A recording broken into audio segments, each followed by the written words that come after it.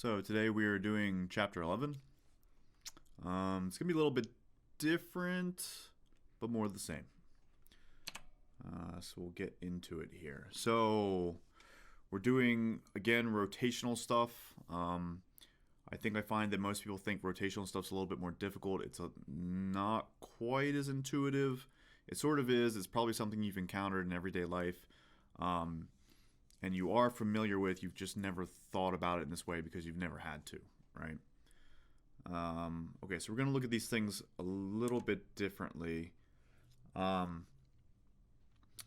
This is sort of a way of representing different types of rotational motion that's going on. They like to use this picture a lot that we're looking at here. And basically what they do is they pick a point, which is highlighted in the red area here, and then it begins moving basically in an X direction, and we mark that point so we can mark the motion as it goes. So if you watch it, it makes kind of a sinusoidal or cycloid motion depending on what type of the object is and where you're looking at it, where you're marking it, that kind of things. They're changing the red line and the yellow line here. So the yellow line, you notice, is a straight line. And this is what we're going to call translational motion. There might be some new terminology that you haven't heard before. Then you have the red line, which is your rotational motion. And we're going to differentiate the two and look at the differences between the two.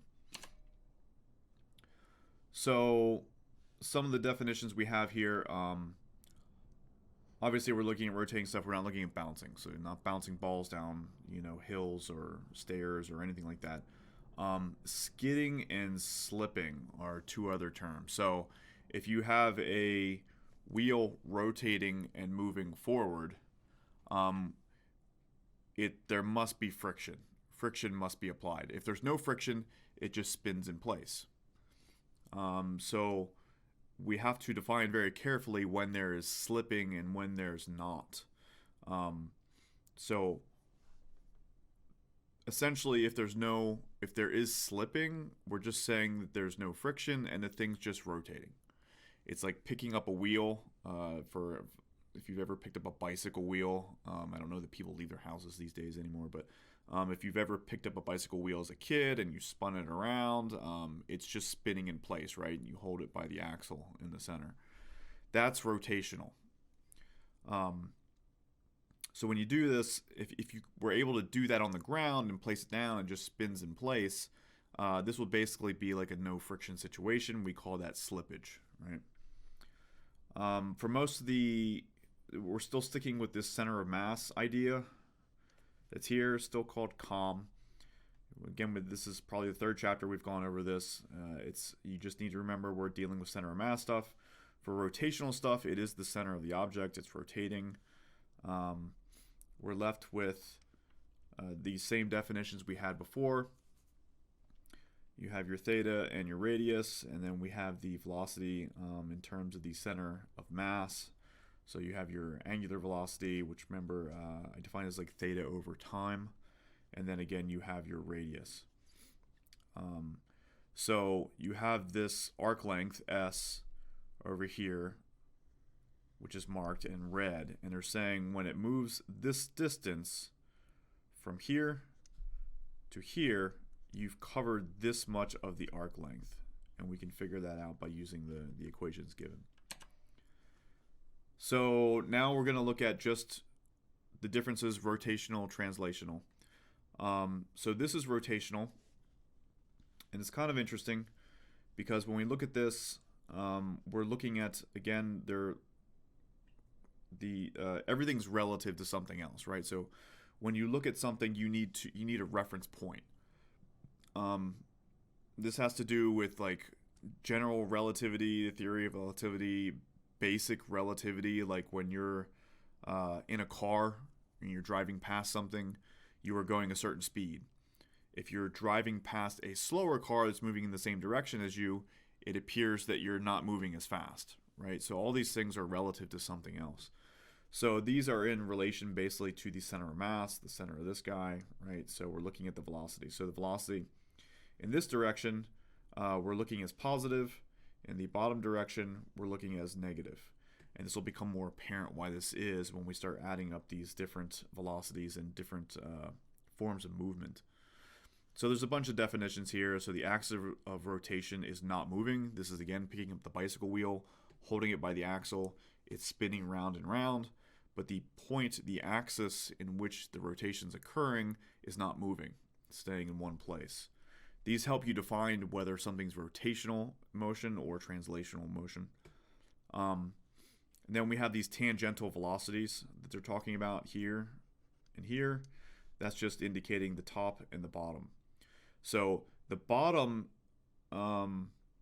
these are all relational points. So we're picking these points here.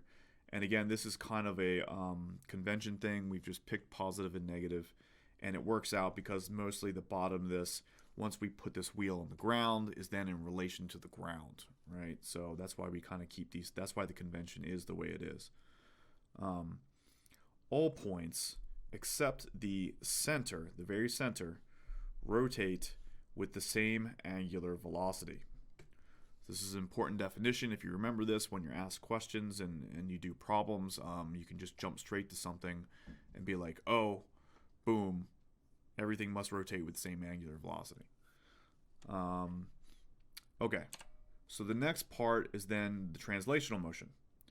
So now this is basically the same situation. So we've picked up a wheel, we've spun it, so now it's going round and round, and we're just holding it. So it's not moving, it's actually not moving anywhere in the x-axis. It's just staying in one place and rotating. Now it's a different situation. Now we've taken that same bicycle wheel and we've essentially introduced slippage. And now we're on a frictionless surface. We're going to take that bicycle wheel and we're just going to push it. And it's just going to slide forward. So no longer is it rotating in this direction. It's just moving in a forward manner. So we could actually replace this with any object. This could be like a block, right? It could be a cube. You can take the cube, push it forward on a frictionless surface. It slides forward forever. That is the translational motion of moving forward. So if you notice here, again, we've picked the same 3 points, the center, the top, and the bottom. And they're all moving with the same velocity. It's one giant piece. It's moving forward at the same velocity. Nothing's moving faster than the other. That means it's not rotating. It's just moving forward. So you have, again, notice these are also all positive. You have positive, positive, positive velocities. All points move with equal velocity. And again, we're looking at the wheel does not rotate in purely translational motion. So I actually found if I can get out of this, we'll just discard these. The closest thing I could find to a good sort of demonstration with this was this little interactive thing I found online. It's not perfect for everything we're doing, but it does illustrate some of the points that we're talking about here. So essentially what's happening here is we have, and I've not in PowerPoint, so I don't have the ability to write, but you can see my mouse cursor. We have a ladybug towards the center of the record player, and then we have an ant towards the outer edge of the record player, the record on the theoretical record player. So basically we're looking at 2 points on a circle as it rotates. And we can vary the speed at which it rotates, which changes some things. So essentially, if you were to plot this as a vertical position of the bug, in this case the red dot indicates the ant, I believe. Show ant graph. So we have I guess the red is the ladybug and the green is the ant, since they're like so. Try to separate them. So there you got a red dot and a green dot. So they are both moving, they're covering the same distance as they go around, but they're in 2 different places and they have 2 different radiuses, right? So what I'll start doing is messing with this a little bit. So we're going to increase the angular velocity of the disk, and we can see it's going to cover 29 degrees per second. So if I click go, we can now see that's the speed in which it's moving, right? That's its velocity. It's moving 29 degrees every second. If we look at the information here, the ladybug has a linear velocity of 8 centimeters per second. The ant has a linear velocity of 24 centimeters per second. So what does that mean? That basically means that, say that the ladybug was attached to a circle, there was only this blue portion. If you just remove the center portion and put it side by side with the ant on the full record, and you rolled them next to each other, this is the linear distance they're covering, right? So if you were to, for instance, take this record and roll it 10 feet, it's going to roll 10 feet. So the linear distance it's covering is 10 feet. This is the linear velocity in which it's happening, right? So basically, in order to cover the same distance, at the same time anyway, one has to be faster than the other, right? So you can see that the ladybug is only moving 8 centimeters per second, and the ant is covering 24 centimeters per second. But if you notice, the rotational velocity is identical, right? So as they rotate, they're not covering any more distance in the rotational sense. But in the linear sense that they're traveling, the speed is different. So I'll go ahead and increase this. And now you can see again, rotational velocity, even though I've evenly increased the velocity, rotational velocity remains identical for both the ant and the ladybug. However, again, the linear velocity is changing differently. They have to move at 2 different speeds. Again, if you plot this out, this makes a sinusoidal line, right? It's what they call like a cycloid. At least a cycloid is if you pick one point and stick with that point and then graph it. So if I hit graph, it's just plotting this as it moves, right? So you can see that the ant is covering more distance, so it makes a larger sine wave than what the ladybug is covering. So again, this is only for a rotational, the visual portion is only for a rotational, but it's kind of covering the translational portion also by adding in these linear velocities.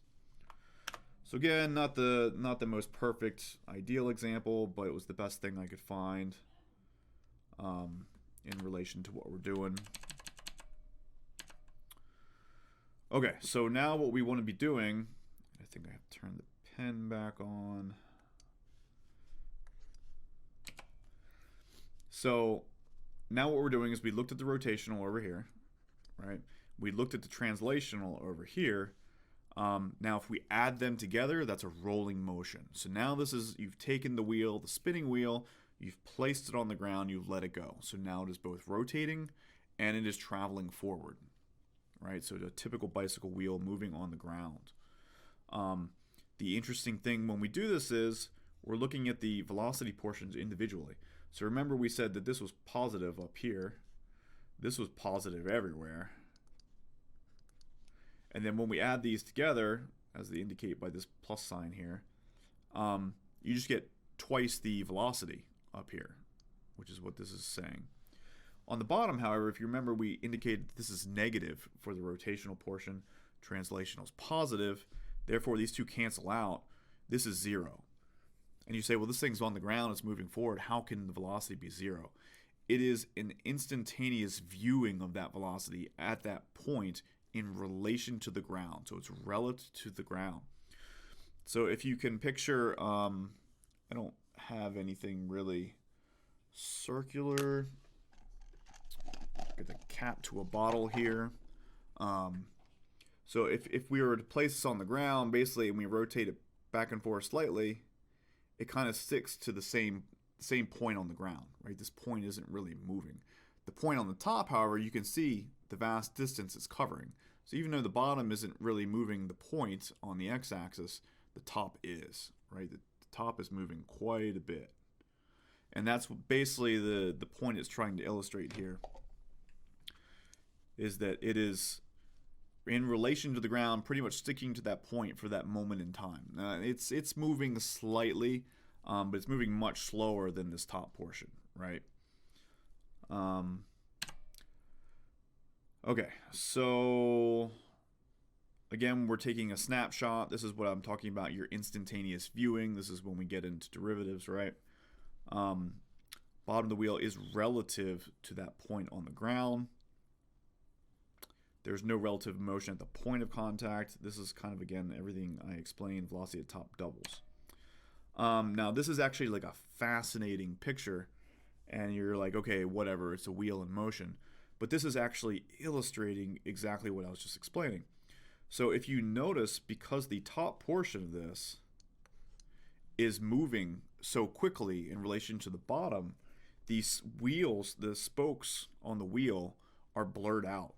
So on this whole top portion here, it's all blurred out. The spokes are gone. That's how it's moving so much quicker. On the bottom, for this instantaneous snapshot picture, you can see each individual spoke, right? And as we get further away from this point, they become more blurry because there's more motion, right? This is more blurry, until we get up here towards the top somewhere, and these spokes just completely start to disappear. And by the time you're at the top here, this is like a smooth line. You can't even see the spokes anymore. So this is like, it's sort of like taking the theoretical version of this on paper and showing you in real life how it's actually working, which I think is pretty cool. And then, of course, Halliday took the picture, apparently, the author of your book. Okay, so more summaries. So again, now we're looking at sort of the analytical portion of exactly what we just covered. We kind of covered the concept of what's going on. So you have to combine the translational and the rotational kinetic energy. So again, remember, I is your inertia. It's your inertia in relation to the center of mass. And then mv, this is 1/2 mv squared. That's your kinetic energy portion, right? So you're getting a translational and a rotational portion of this. And then we read the little star portion here. A rolling object has two types of kinetic energy.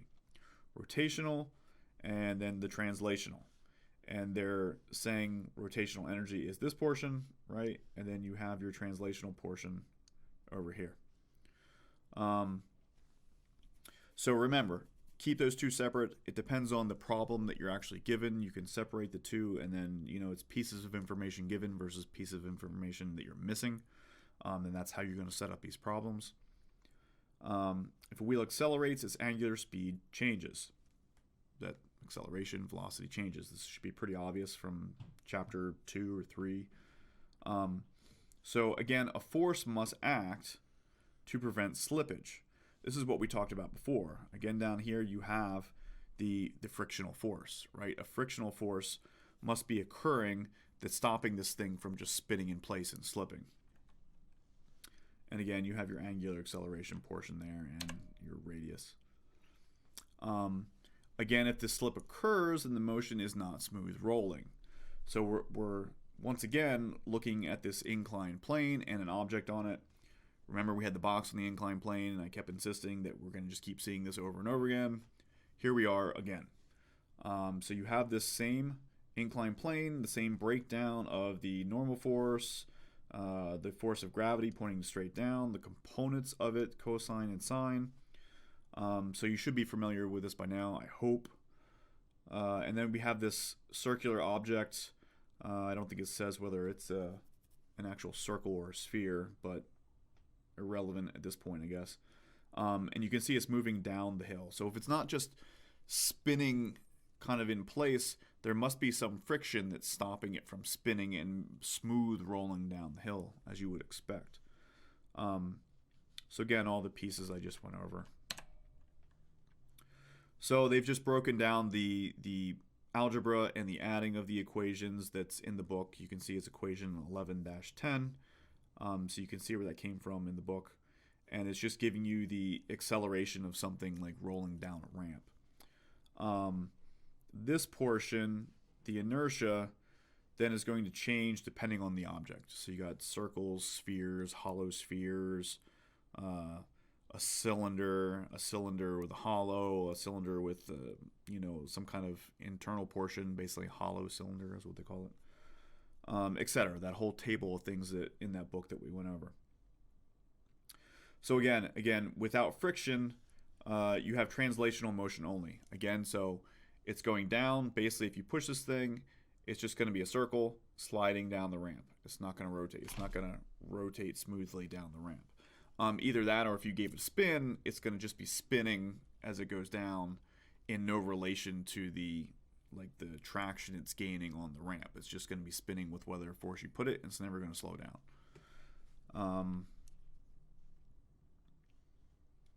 Yeah, so just acceleration when there's no rotation. So again, now we're re-emphasizing all these points that we have every single chapter. That's kind of the nice thing about this. It's not new stuff. It's the same stuff over and over again, right? So it's not exactly a surprise.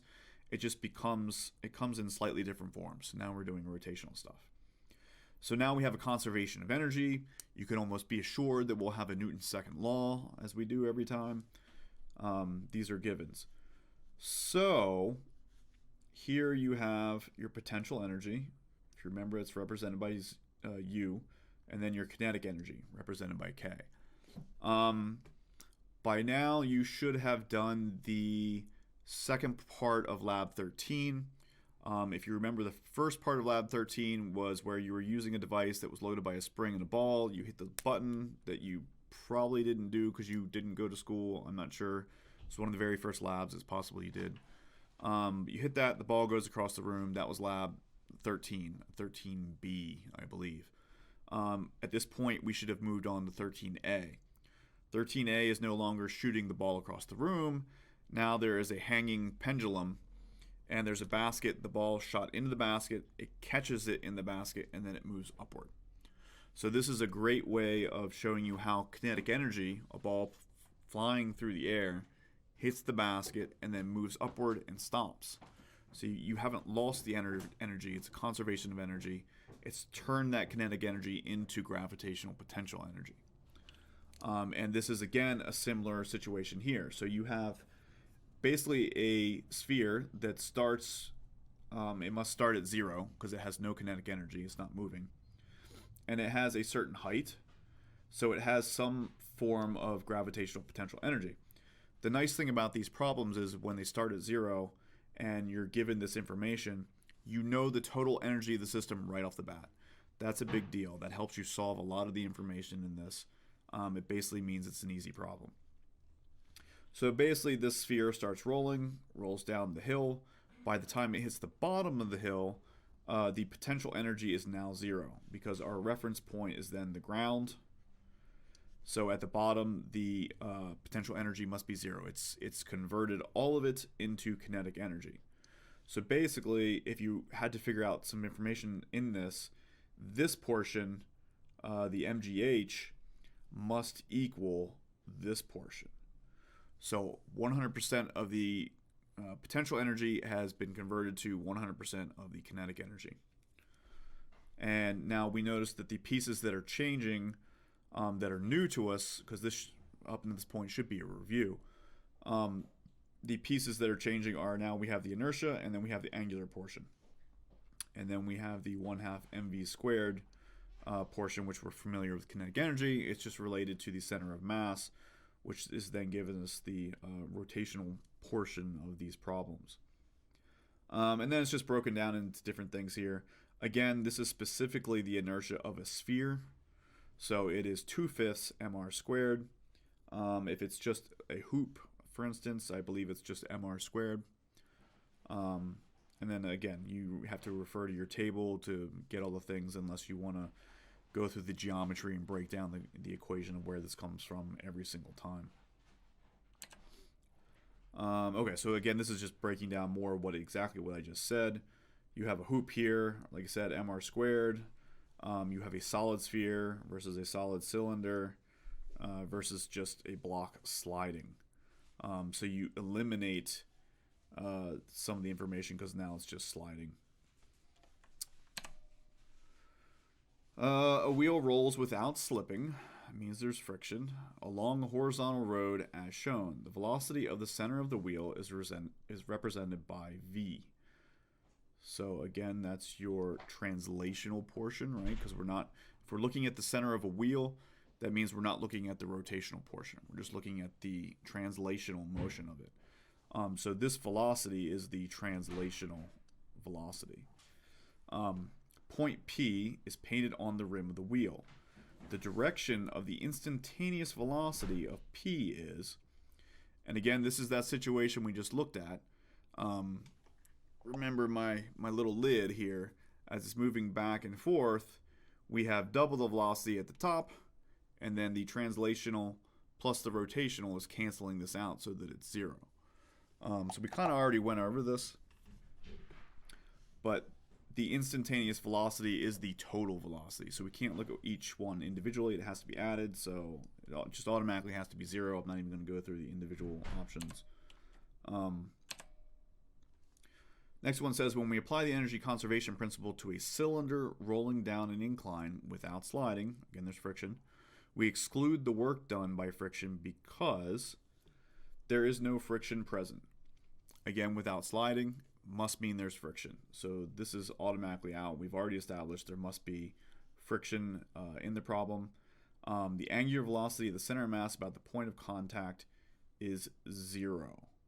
The coefficient of kinetic friction is 0. Again, this indicates that there's zero friction. This can't be true.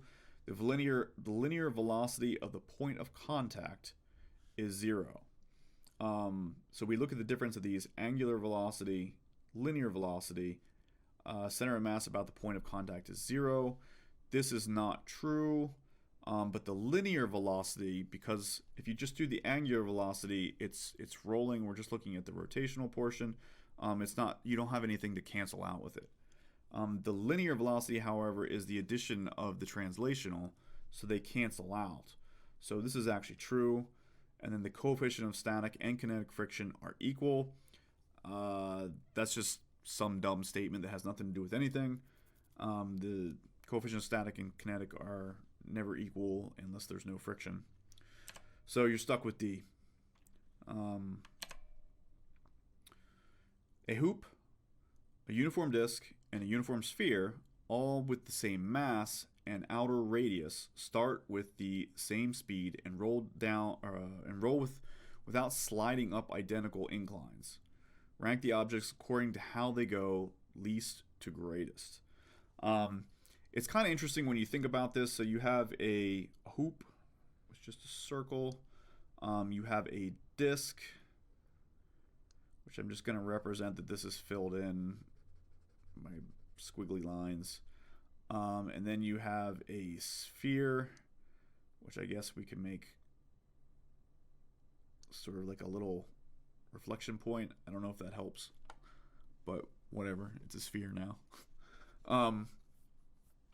So I guess I can kind of represent, normally a hoop doesn't have a diameter, that becomes a hollow cylinder at that point, but just so it looks kind of like a hoop.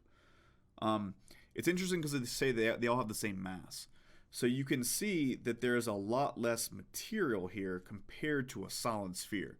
So it must be a different material that's more dense, because this mass and this mass is the same, right? They weigh the same thing. So it must be a different material. That has nothing to do with anything. I don't know why I think it's interesting. I just kind of think it is. They start with the same speed, and they roll without sliding up identical inclines. Rank the objects according to how high they go. So again, this has to do with inertia, and we're looking at the inertia equations. So basically, you have the solid object here that has the most material. I'm not going to say mass because they all have the same mass. And then you have a single sort of two-dimensional disc, and then you have a two-dimensional hoop or ring. So it's going to be one way or the other. It has to be either 1, 2, 3 or 3, 2, 1, right? And it says they go from least to greatest. So greatest being the highest height that it should hit. By looking at the equations, you should be able to see that the hoop would go the least distance judging by the inertia, and then the disk, and then the sphere. The sphere should go highest. And then you have the opposite of this: sphere, disk, hoop. So this would basically be the least, and then these other things just look like they're random assortments. So yeah, you get hoop, disk, sphere, and that helps to know the equations judging by the shape of what you're dealing with, the object. Okay, so we had torque before. We had a rotating body and a fixed axis. Now we're just kind of bringing in more individual particles and looking at the torque. So the path does not have to be circular. Torque can just be applied in a certain direction. And again, if you're messing with a bunch of particles, then we can look at a bunch of tiny things and make it a bigger thing. This is also how we deal with things in physics, things that are super complicated. We can make them more simple by breaking them down into smaller and smaller pieces. This is how we make complex objects simple objects. For instance, you take something in 3 dimensions. What do? You break it down into 3 one-dimensional pieces, and then we look at them and we analyze them individually. This is just a great general way to look at any problem. Any complex problem, keep breaking it down smaller and smaller until you get to a portion that you understand. Once you get that, you expand out to the next step, figure that one out. The other thing we're going to start dealing with again here is the right-hand rule, right? So we'll kind of go over that in a minute. Okay. Haven't seen some of the stuff in a while. I believe I went over this again, probably around chapter 2 or 3. Remember that this is, from a mathematical standpoint, is not multiplication. It is a little bit more, there's more information there than just multiplication. This is actually a cross product. It is R cross F. That's how you say this. This is not R times F. This is R cross F. Basically, it is multiplication, only you have the directional information embedded into this piece. If we remove the directional information, then you're left with R times F, right? And that's why it's saying we can also write the magnitude as this, because we've pulled out the directional portion here. So if you remove the directional portion, it's just R times F. When you put it back in, it's R cross F. And that has its own mathematical rules that you have to remember to follow. So remember cross product. When we start to do right-hand rule stuff, again, for this chapter, when you start, you have to know where to start and where you're going. One of the easy ways to look at this is if it's R cross F, you're starting with R and you're moving to F. Whatever it is, I'll make something up. You say W cross Z. I don't know what these things are, I just made it up. But it would be W cross Z. So you'd start at W and move to Z, whatever direction that is. It depends. We'll get into some examples here in a minute. So then you have the perpendicular components. And so the perpendicular component is pointed out by like just the little perpendicular symbol underneath the component that it's talking about. And you use that for certain things too here. So here they have, and again, this is kind of difficult to deal with because they're trying to represent a 3D dimensional object with just drawing on a 2-dimensional piece of paper. And it's hard to figure out what's going on. This A portion here is especially complicated and sort of difficult to look at. If depending on how you look at it, it may look like they're going in 2 different directions. So when we do this, again, it is R cross F. So again, you want to start at R, which means I got to turn my hand because it's only right hand. Remember, don't use your left hand. It's got to start at R and cross to F, which then means on this B portion that we're talking about, my thumb is pointing inward. So that gives us that information. It goes into the page or into the screen in this case. Yeah, so we're talking about the negative Y. So, and then we have Again, R cross F, it's going in this direction. So then you have to cross this way. So now my thumb is no longer pointing at you, it's pointing away from you. We're crossing this direction, pointing at me. So typical right hand rule, and then they just do another one. This one's even stranger because it's going away from you, but you have to R cross F is in this direction, right? So then your thumb points in this direction for part D. This piece down here is what they're talking about. So again, follow the right hand rule, and then you can figure out, remember R cross F, when you do that, equals the torque. So if you want to know where the torque is, that's what your thumb's pointing at, right? Okay, so this is very similar to what we just did, I think. A single force acts on a particle situated on the positive x-axis. Again, we're kind of just dealing with space, and I'm making up x, y, z here. So it sits on the positive x. We'll say it's over here. The torque about the origin is in the negative z direction. So the torque being applied then as my thumb is pointing down. So it has to be going this direction. So if I point it at you, that is a negative y direction, right? So it just says, you know, we got the negative y direction here. That should be the answer, yeah. So hopefully, you know, practice the right hand rule stuff. Hopefully it makes sense. It's not the first time we're using it. You're just using it for something different this time. Okay.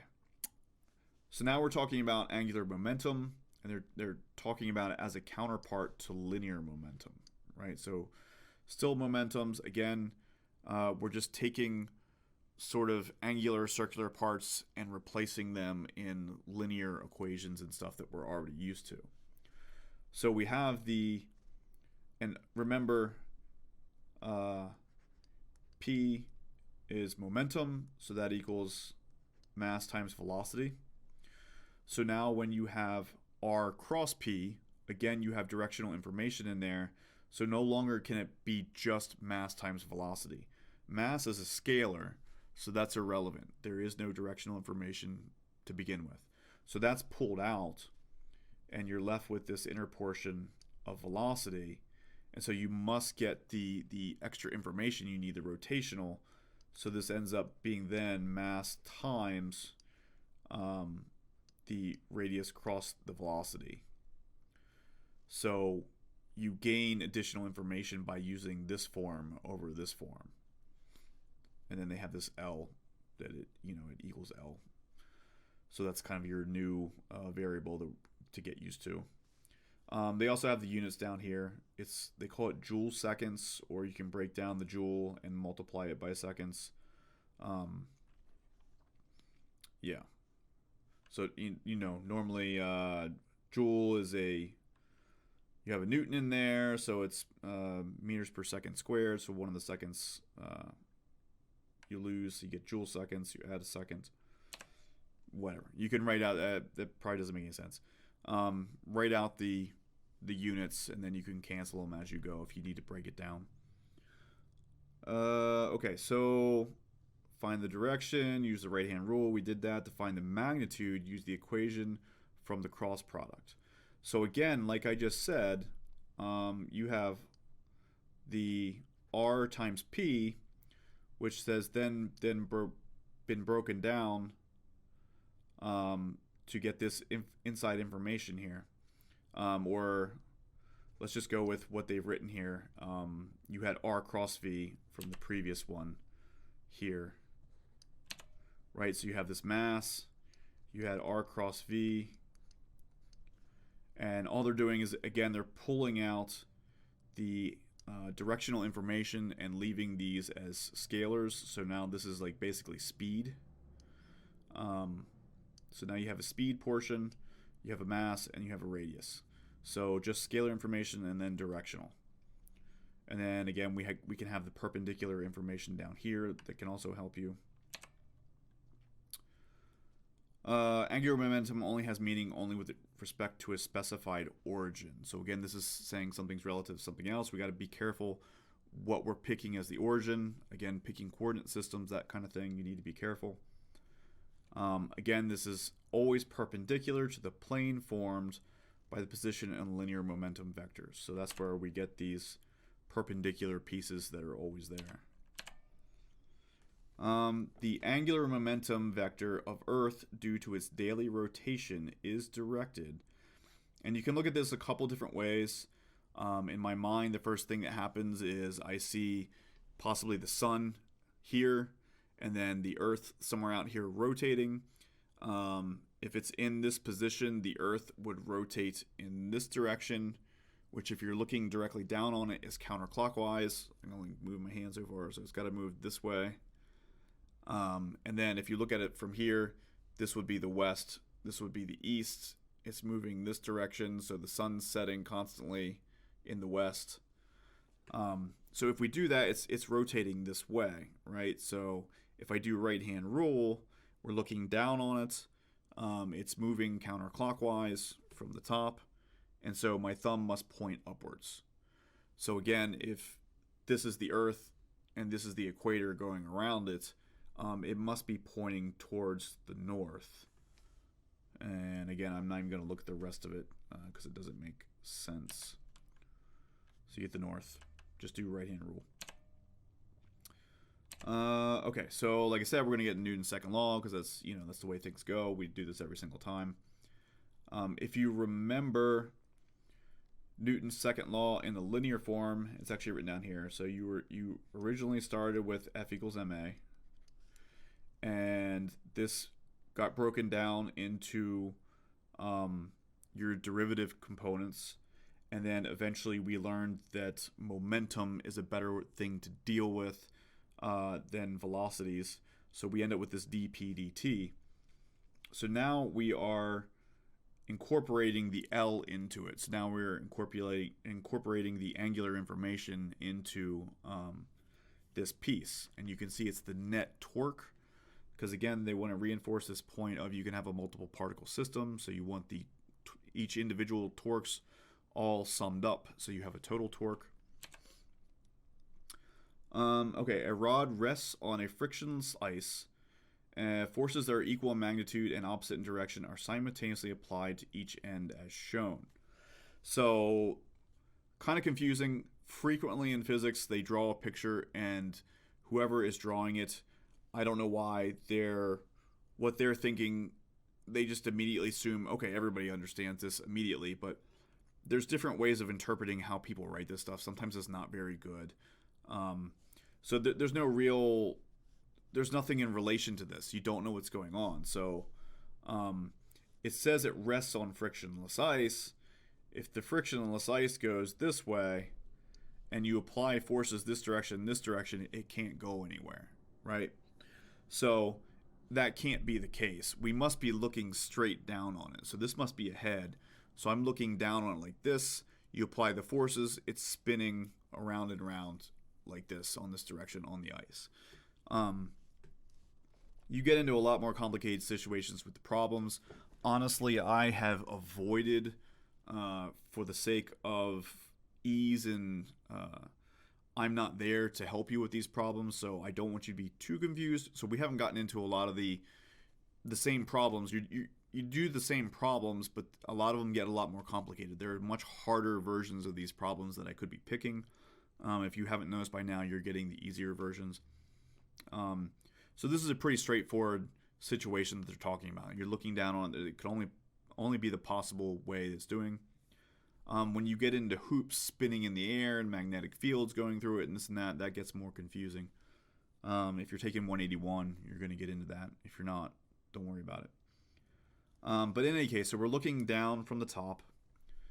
The quantity that has a magnitude of 0 is, and you have angular momentum, angular acceleration, total linear momentum, kinetic energy, rotational inertia. Kinetic energy cannot be 0 because it's moving. You have total linear momentum. It's actually not moving anywhere in a linear fashion. Angular momentum, again, it's moving in an angular direction, so you're going to have momentum and acceleration. Again, it's moving in a circular direction, so you're going to have rotational inertia. This must have some mass to it, even though it doesn't talk about it. So basically, you're left with this linear portion. It's not moving in a translational way. Now that we have those terms defined, it's moving in a rotational way, right? So there's no linear momentum. Again, so when we talk about the rigid body, again, you can sum that up by individual particles or pieces. So if we take a system of particles that it's talking about down here, and we sum them all up, we can look at it as a single rigid body. And this is just, again, more of the same. You've done this a couple times before. You have to sum up all the individual pieces to get the net portion.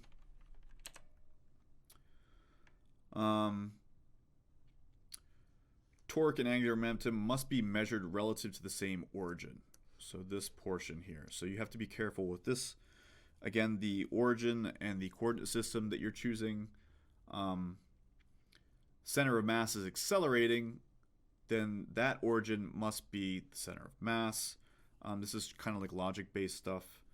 And then you can find these summations that we just talked about. You can get the rotational inertia breakdown. Again, are some of the equations we've already used. We've done this before. Now we're just summing it up. Same thing I already talked about. Okay, so this is very similar to the last chapter where we did the sort of kinematic equations versus the rotational equations, and we could compare them and see that they're the same. We've just replaced some of the variables so that you can see that it is actually the same idea. We're just removing linear components with rotational components. So this is just comparing the translational portion this time with the rotational portion. You can see that we have momentum. This is just straightforward because this is just your linear portion. And then you have the angular portion that's the rotational pieces. So you can compare these and see how they're similar. Again, I've already gone over them kind of as each step of this PowerPoint goes through. Checkpoint. In the figure, a disk, a hoop, and a solid sphere are made to spin about a fixed central axis, like a top. So you're spinning it, and now it's just spinning in place. I'll try to do it this way. String produces the same constant tangential force on all three objects, so same force has been applied. Three objects have the same mass, radius, and they are initially stationary. So again, very interesting that these are three different shaped objects. They have the same mass, therefore they must be a different material because the density of them is going to be different. You're taking the same amount of mass that's in the sphere and you're compressing it all into the smaller volume of this hoop, right? But they all have the same. So their angular momentum about their central, it says rank the objects according to their angular momentum about their central axis. Their angular speed greatest first when the strings have been pulled for a certain time t. So the angular speed, because they are the same masses, must be the same. I'm looking at the wrong here. The angular momentum, mass and velocity, they have the same mass, so these must be the same. The angular speed, I believe you're going to get sphere, hoop, disk. So yeah, so sphere or sphere, disk, hoop. Again, you have to go back and look at the individual equations for these. So the greatest is the sphere, and then the disk. So the hoop has most of the mass pushed out to the outside, so it becomes harder to spin. The sphere has the most volume, so it's going to have the least mass on the outside, and then the disk is in between them. So made those reverse two of those or whatever because I didn't really think about it. But again, the first part still applies. must be the same torque, and then this information here. Okay, so we have the conservations again, Newton's second law. We're dealing with the same thing. If you're looking at an isolated system, there's no forces acting on it, nothing else is contributing to the system, everything has to be conserved. Same physics lesson over and over again, right? The initial angular momentum must equal the final angular momentum. Again, if nothing is affecting it from the outside. And I think this is just basically stating what I just said. If the net external torque acting on a system is 0, meaning nothing from the outside is acting on it, then it has to be conserved. Again, because everything must be conserved, you can separate the axes, and you can figure out each individual piece, and then it must be conserved, so that gives you information, right? And then you have a distribution of mass changes down here, no external torque, same thing. Angular momentum conservation. So the biggest example of this is usually the ice skater. So the ice skater that spins, they start spinning with their arms out, they pull their arms in, and they go much, much faster. So nothing is affecting them, and it's not like someone hooked up a battery to them and a motor and it's suddenly powering them to spin faster. They've dumped some initial amount of energy in the spin through their own muscles, and then it's just conserved, right? So if you pull it in, you pull the mass in the center, so you must spin faster in order to conserve it. They're giving some other examples here. A student spinning on a stool, this is basically the same thing as the ice skater. And I actually do this in the lab because the chairs spin, so I can spin and pull my arms in and out, and you can see in the lab we actually have weights because you're dealing with, you have a disc that spins and you can put the weights on it and you're going to rotate them. That's what you would have done in the lab. But I can actually hold the weights. They are heavy enough that I can spin in the chair and pull them in and out. And you can visibly watch me slow down and speed up. It's kind of interesting. Dizzy for me, but you also have a springboard diver. So he bounces, jumps, rotates a couple times or whatever, hits the water. They can control their rotational speed by how much they tuck in and how much they extend their body. So when they don't want to spin anymore, it's tight little ball, spin right before they hit the water, completely straight, right? They want to stop spinning and they want to hit the water perfectly straight down.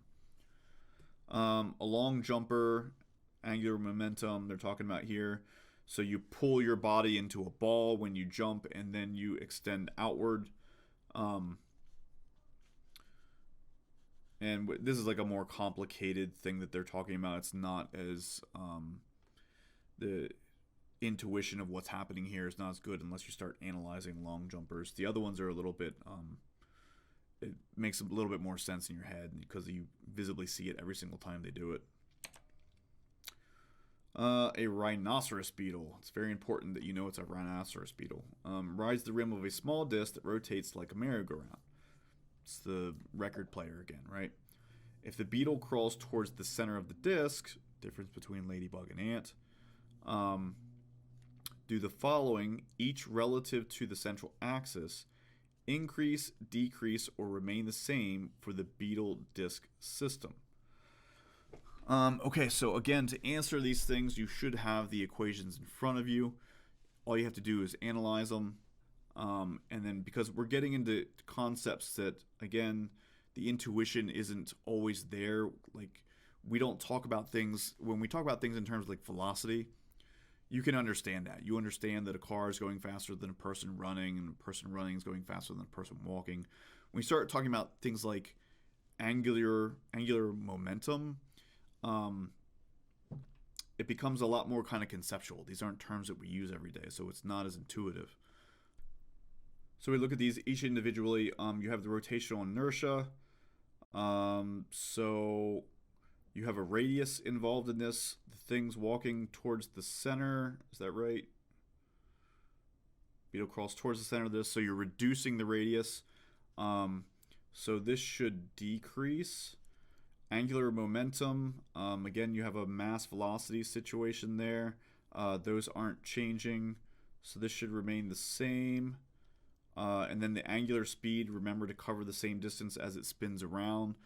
It's going to have to increase. So this should go up. So there you go. A man with his arms at his side is spinning on a light frictionless turntable. This is again sort of similar to me in the chair. When he extends his arms, angular velocity increases. This doesn't make sense. His angular velocity remains the same. His rotational inertia decreases. He's increasing the radius.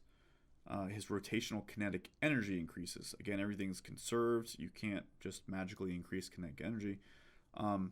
His angular momentum remains the same. So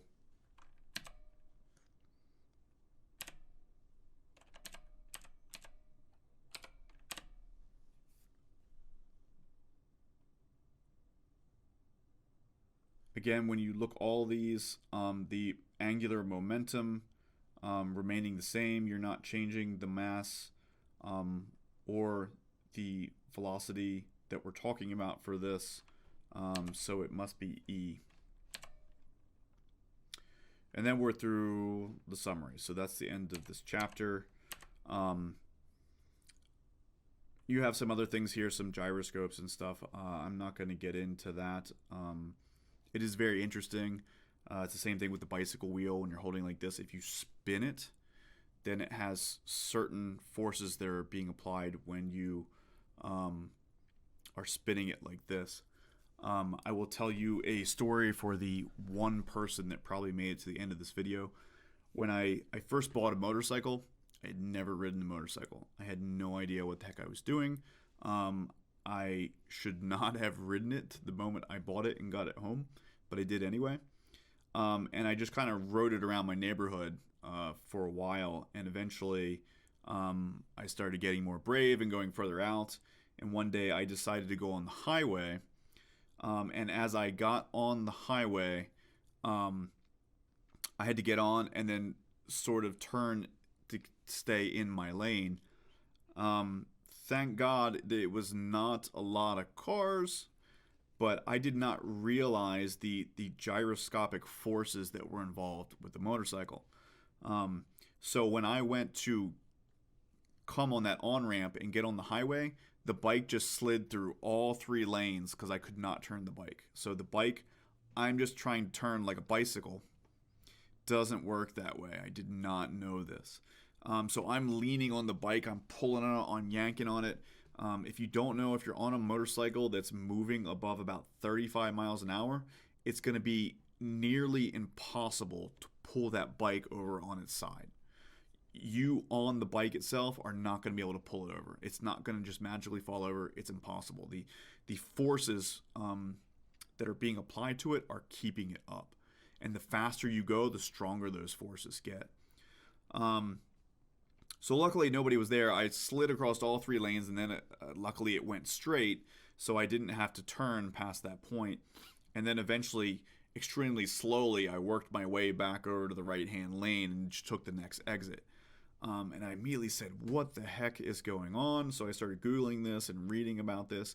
On a motorcycle, you actually have to push the steering the opposite direction that you want to turn, at least when you get these gyroscopic forces involved. If you're below about 30 miles an hour, it kind of rides like a bicycle. You turn the way you want to go. Above those speeds, it works the opposite way. If you want to turn right, you have to push to the left. So the wheel actually turns this way, and you turn this way. It's very strange. If you look at some high-speed motorcycles on tracks and stuff, you'll see this. The wheel starts turning the opposite way, and then it goes this direction. Again, it's just kind of counterintuitive unless you've been on a motorcycle and you can kind of feel it. But, yeah, really interesting. Thank God I'm not dead because of it. But, yeah, with that, we're done.